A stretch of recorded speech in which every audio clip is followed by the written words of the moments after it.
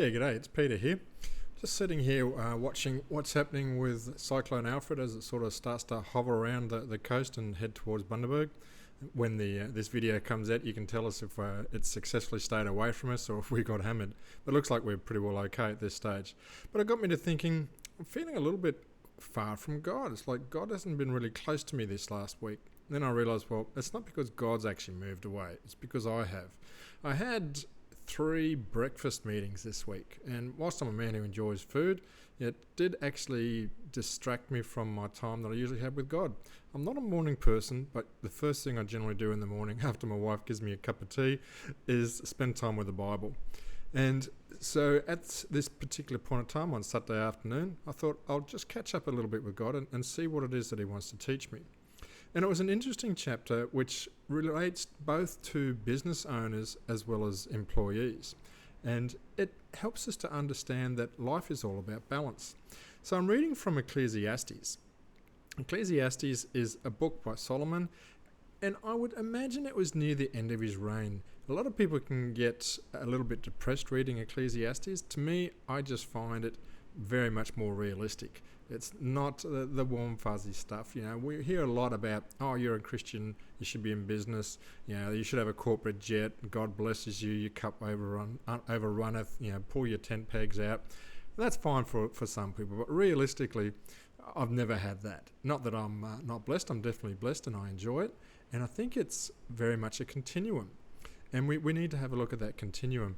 And Solomon explains a few things here.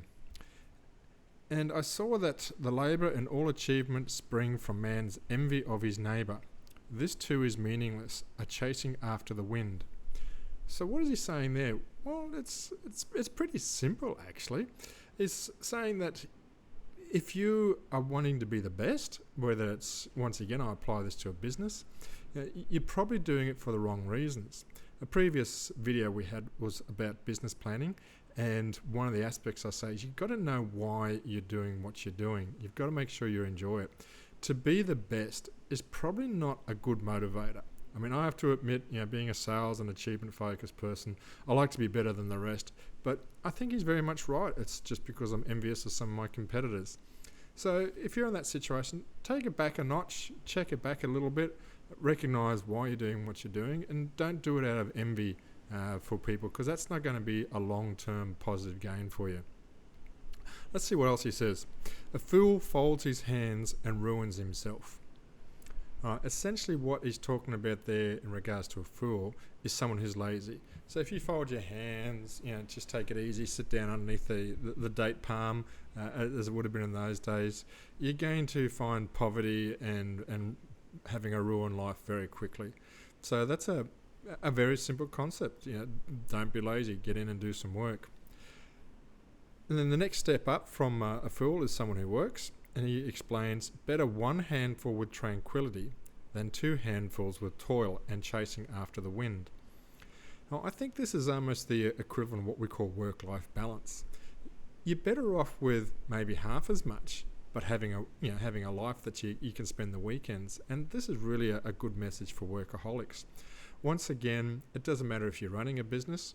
When you run a business, everything tends to be all-consuming. You find quite quickly that you're working night times, you're working weekends, you just haven't got that sort of aspect of life where you're enjoying it. And I have to admit, when there's busy times, and my last couple of weeks have been very busy. I've pretty well worked every weekend and a lot of nights. Like last night was till about 9:30. I was sending off contracts.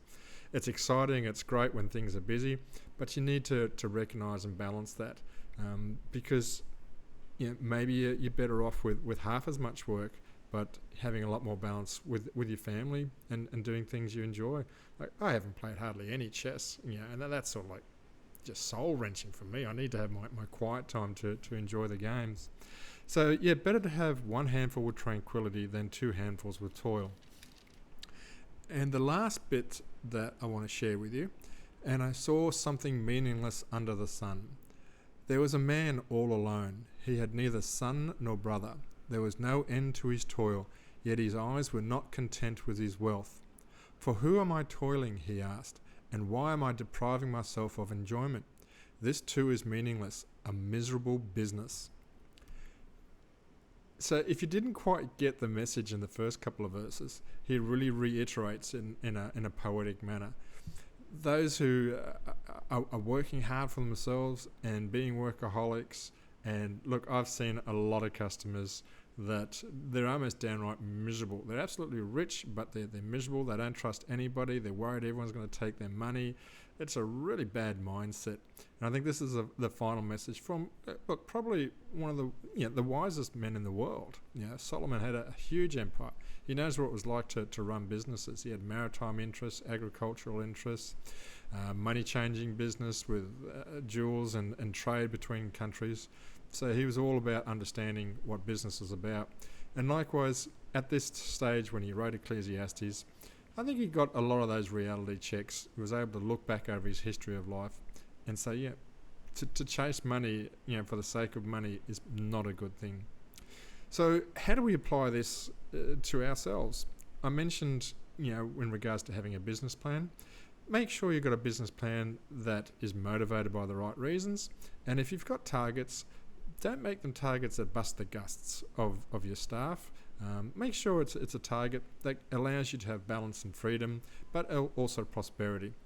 And don't go to the extent of hoarding every coin that you can. It's just not going to make you a happy chappy. Remember the old Scrooge McDuck from the days of Warner Brothers? Don't want to be like that. A whole lot of themes on it. Have a look around. Have a look at who the happy people are, and you probably find they're the ones with a balanced life and a balanced business. All right, that's it from me. I'm just going to pray a bit and make sure this hopefully this cyclone doesn't come anywhere near us. And I hope you've had a good weekend too. Take care and God bless.